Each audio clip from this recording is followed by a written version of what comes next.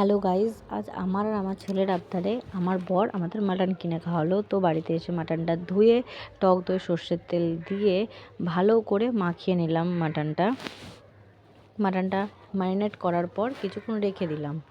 রাখার পর মাটনটা সিটি দিয়ে দিলাম কিছুক্ষণ প্রেশার কুকারে। তো এদিকে সিটি হতে হতে চালটা ধুয়ে নিলাম, মিনিকেট চালের রাইস হবে। আর এদিকে মশলা কাটা হয়ে গেলো, টমেটো, আদা, রসুন, পেঁয়াজ। তো আদা রসুন পেঁয়াজ সব পেস্ট করা হয়ে গেল। এদিকে আলুও ভাজা হয়ে গেল আমাদের। আলু ভাজা হতে হতে এদিকে তেল ফোড়ন টোড়ন দেওয়া হয়ে গেল। আর এদিকে আমি মশলা করতে করতে একটু ঢঙও করে নিলাম। আর এদিকে তেল, পেঁয়াজ, টমেটো দিয়ে একটু ভেজে নিলাম।